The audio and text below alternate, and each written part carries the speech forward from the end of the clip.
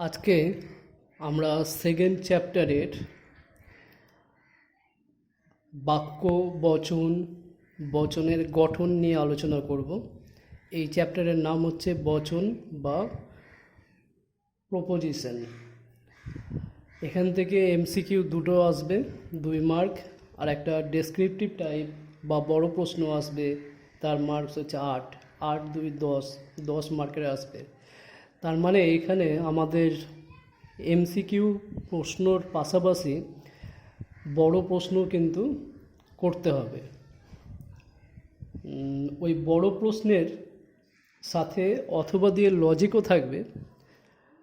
কারোর যদি লজিকে স্বাচ্ছন্দ্য বোধ হয়, যে লজিক আসবে সেই লজিক যদি সে করে নিতে পারে তাহলে লজিক করবে, আর যদি লজিক না পারে তাহলে অথবা দিয়ে একটা বড় প্রশ্ন থাকবে, সেই প্রশ্নের অ্যান্সার সে করতে পারে। যাই হোক, এই চ্যাপ্টারের প্রথম টপিকস হচ্ছে বাক্য। বাক্য কি তোমরা ছোট থেকেই পড়ে এসেছো। আমি জল খাই, আমি বিদ্যালয়ে যাচ্ছি, মানুষ মরণশীল, এগুলো হচ্ছে বাক্য। বাক্যের প্রকারভেদ সম্পর্কেও তোমরা জেনেছ, যেমন অনুজ্ঞাসূচক বাক্য, প্রশ্নসূচক বাক্য, বিস্ময়সূচক বাক্য, আদেশসূচক বাক্য ইত্যাদি বাক্যগুলো সম্পর্কে তোমরা জেনেছ নিচু ক্লাসে। আমরা লজিকে বাক্য নিয়ে আলোচনা করব না, কারণ লজিক কখনো বাক্য নিয়ে হয় না, লজিক হয় বচন নিয়ে। তাহলে একটা প্রশ্ন জাগে, বাক্য আর বচন কি আলাদা? বাক্য আর বচন একটু আলাদা। তার আগে একটা বাক্য নিয়ে বোঝার চেষ্টা করি। যেমন যদু ভালো ছেলে, এটা একটা বাক্য, কিন্তু এটাকে যদি বচন করি তাহলে হবে এরকম, যদু হয় ভালো ছেলে। তাহলে এটা বাক্য আর এটা বচন, দুটোর মধ্যে কি পার্থক্য দেখতে পাচ্ছ? যদু ভালো ছেলে আর যদু হয় ভালো ছেলে। বাক্যের মধ্যে আমরা অনেক সময় সংযোজকটা, যেটা দুটো বাক্যের দুটো অংশকে যুক্ত করে, সেই সংযোজকটা লুকানো অবস্থায় থাকলেও সেটা বাক্য হিসেবে গ্রাহ্য হয়, সেটাকে বাক্য বলা যায়। কিন্তু বচনে ওই সংযোজকটাকে সব সময় পরিষ্কার করে উল্লেখ করতে হয়। বাক্যে প্রথমে উদ্দেশ্য থাকে, তারপর বিধেয় থাকে। বচনেও প্রথমে উদ্দেশ্য, আর উদ্দেশ্যর পর সংযোজক, তারপর বিধেয়। উদ্দেশ্য, সংযোজক, আর তারপরে বিধেয়। বাক্যের আকারও তাই, উদ্দেশ্য থাকে, সংযোজক থাকে, বিধেয় থাকে, কিন্তু সংযোজকটা সবসময় পরিষ্কারভাবে উল্লেখ না করলেও চলে, সেটাকে তখন বাক্য বলা যায়। যেমন মানুষ মরণশীল, বাক্য, কিন্তু এটা বচন নয়। এটাকে বচন করতে হলে ওই হয় কথাটা পরিষ্কার করে উল্লেখ করতে হবে, দিয়ে বলতে হবে মানুষ হয় মরণশীল। তাহলে বচনের একটা আকার আমরা দেখতে পাচ্ছি। সেই আকারটা কি? একদিকে উদ্দেশ্য, প্রথমে উদ্দেশ্য, তারপরে সংযোজক, তারপরে বিধেয়। এই আকারে সব সময় তোমাকে প্রকাশ করতেই হবে, তাহলেই সেটা বচন হবে। যদি তুমি এই হয়টা বাদ দিয়ে বলো যদু ভালো ছেলে, তখন কিন্তু সেটা বাক্য হয়ে গেল। তাহলে বচনের একটা নির্দিষ্ট আকার থাকে। বচনে উদ্দেশ্য, সংযোজক, বিধেয় স্পষ্টভাবে উল্লেখ করতেই হয়। বাক্যে সেটা সংযোজকটা স্পষ্টভাবে উল্লেখ না করলেও চলে। এছাড়াও বাক্য আর বচনের মধ্যে আরও পার্থক্য আছে। এবং সেটা আমরা পরবর্তীতে আলোচনা করব। যাই হোক, প্রথমে দুটো উদাহরণ নিয়ে, বাক্য আর বচনের উদাহরণ নিয়ে আমি দেখালাম এইরকম একটা বাক্য বচনের মধ্যে পার্থক্য। তো লজিকে যে সমস্ত আমরা লজিক করব, সেই লজিকে বাক্য দেওয়া থাকবে, কিন্তু সেই বাক্যগুলোকে বচনে এনে আমাদের লজিক করতে হবে। আমরা একটা সুনির্দিষ্ট আকারে এনে, অর্থাৎ বচনে এনে, তবেই আমরা লজিক করতে পারবো। বাক্য দিয়ে আমরা লজিক করতে পারবো না। তাহলে বাক্য সম্পর্কে আর কিছু বলার নেই। বাক্য কি তোমরা ভালো করেই জানো। কতগুলো কয়েক ধরনের বাক্য হয়, যেমন বললাম প্রশ্নসূচক, বিষয়সূচক, আদেশসূচক ইত্যাদি। এবার বচনে আসি। বচন কাকে বলে? বচনকে সংক্ষেপে বলা হয় অবধারণের ভাষায় প্রকাশিত রূপকে বলা হয় বচন। অবধারণের ভাষায় প্রকাশিত রূপকে বলা হয় বচন। এটা বচনের একটা সংকীর্ণ সংজ্ঞা। হ্যাঁ, এটা পুরোপুরি সংজ্ঞা নয়, কিন্তু তবুও এটা আমাদের জানতে হবে, জানার দরকার আছে। কেন দরকার আছে? কারণ এখানে একটা কথা পাচ্ছ, সেটা হচ্ছে অবধারণ। অবধারণটা কি? ধরো তুমি বললা, মাথায় তুমি চিন্তা করছো যে ঘাস হয় সবুজ। তাহলে এখানে দুটো ধারণা পাচ্ছ, একটা ঘাস আর একটা সবুজ। দুটো ধারণার মধ্যে একটা সম্পর্কের স্বীকার করে নিচ্ছ যে ঘাস হয় সবুজ। এইভাবে যখন তুমি চিন্তা করছো, যখন তোমার মানসিক অবস্থায় এইরকম চিন্তন ঘটছে, তখন সেটা হচ্ছে অবধারণ। আর সেই অবধারণকে যখন তুমি ভাষায় প্রকাশ করছো, তখনই হয়ে গেল সেটা বচন। তোমাদের মাথায় হয়তো ব্যাপারটা খেলছে এরকমভাবে যে তোমরা এই কথাগুলো আগেও শুনেছো। হ্যাঁ, তোমরা শুনেছো, সেটা অনুমান আর যুক্তির ক্ষেত্রে শুনেছো। যখন তুমি চিন্তা করছো যে যেখানে যেখানে ধোঁয়া থাকে সেখানে সেখানে আগুন থাকে, ওই বাড়িতে ধোঁয়া দেখছি, অতএব ওই বাড়িতে আগুন আছে, এই চিন্তাটাকে যখন তুমি ব্যক্ত করলে, কারোর কাছে প্রকাশ করলে, তখন সেটা হয়ে গেল বচন, এই অনুমান, তখন সেটা হয়ে গেল যুক্তি।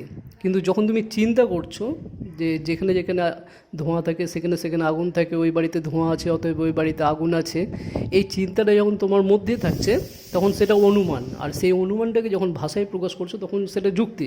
ঠিক সেরকমভাবেও যখন তুমি ঘাস হয় সবুজ এটা চিন্তা করছো, তখন সেটা অবধারণ। আর সেই চিন্তাটা যখন তুমি কারোর কাছে ব্যক্ত করছো, প্রকাশ করছো, তখন সেটা হয়ে গেল বচন। এই জন্য বলা হচ্ছে অবধারণের ভাষায় প্রকাশিত রূপকে বলা হয় বচন। এবার বচন কাকে বলে, বচনের অ্যাকচুয়াল যে সংজ্ঞাটা সেটা আমরা জানব। বলা হচ্ছে বচন হচ্ছে দুটি পদের মধ্যে কোনো একটি সম্বন্ধের স্বীকৃতি বা অস্বীকৃতি।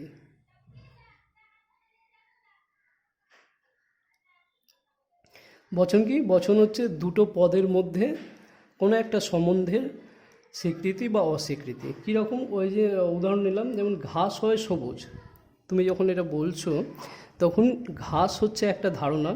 ঘাস শব্দের মাধ্যমে কিছু একটা তো বুঝছি, যে জিনিসটাকে বুঝছি সেটার ধারণাটা আমি ঘাস শব্দের দ্বারা জানতে পারছি। আবার সবুজ, এই সবুজ শব্দের মাধ্যমেও সবুজ নামক কোনো কিছু সম্পর্কে আমি জানতে পারছি। তাহলে সবুজ পদটাও একটা ধারণা। সবুজ আর ঘাস, বা ঘাস আর সবুজ, এই দুটো হচ্ছে ধারণা। বা এই দুটোকে যখন আমি লিখছি এইভাবে, ঘাস হয় সবুজ, তখন ঘাসটা একটা পদ, সবুজটাও একটা পদ। এই দুটো পদের মধ্যে দেখো বলা হচ্ছে বচনের সংজ্ঞাতে দুটো পদের মধ্যে কোনো একটা সম্বন্ধের স্বীকৃতি বা অস্বীকৃতিই হচ্ছে বচন।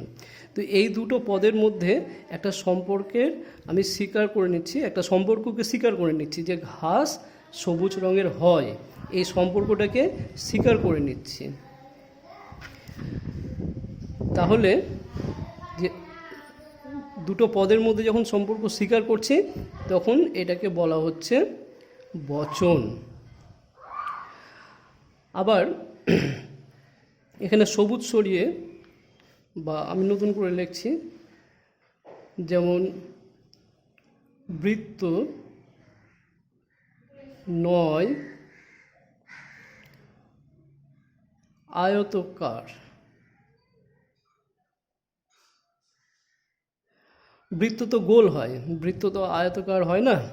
তো এখানে আমি কি করছি, দুটো পদের মধ্যে সম্পর্কের অস্বীকার করছি যে বৃত্ত গোলাকার নয়। তো বৃত্ত সম্পর্কে বৃত্ত আয়তকার নয়, তো বৃত্ত সম্পর্কে এই আয়তকার পদটাকে অস্বীকার করছি। তাহলে দুটো পদের সম্পর্ককে আমি অস্বীকার করছি, মানছি না, তাহলেও এটাকে বচন বলা যাবে। তাহলে বচনে কি হয়, সবসময় দুটো পদের মধ্যে সম্পর্ককে স্বীকার করা হয় বা অস্বীকার করা হয়। সম্পর্ককে, দুটো পদের সম্পর্ককে স্বীকার করা হলেও সেটা বচন, আর দুটো পদের সম্পর্ককে অস্বীকার করা হলেও সেটাকে আমরা বচন বলবো। তো এই হয়ে গেল বচনের সংজ্ঞা। এবার এখানে একটা জানার বিষয় আছে, তোমরা তো বাক্য, বেশ কয়েক রকমের বাক্য সম্পর্কে শুনেছো বা জেনেছো, যেমন প্রশ্নসূচক, বিস্ময়সূচক, আদেশসূচক, অনুজ্ঞাসূচক, তারপরে নির্দেশকমূলক বা ঘোষক বাক্য, এই 5 প্রকার বাক্য সম্পর্কে জেনেছ। তো ওই 5 প্রকার বাক্যের মধ্যে একমাত্র যেটা ঘোষক বাক্য বা বিবৃতিমূলক বাক্য,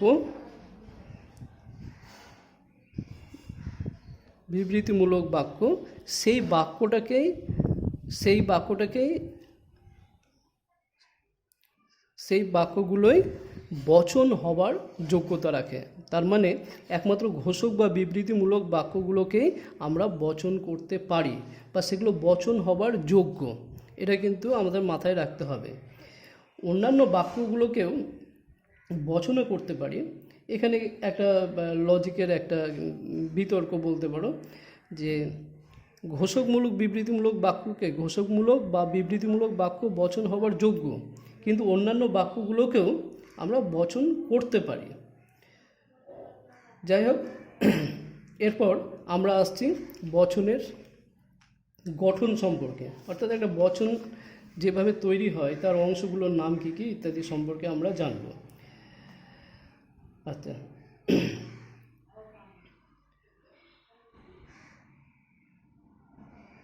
বচনের গঠন সম্পর্কে জানব।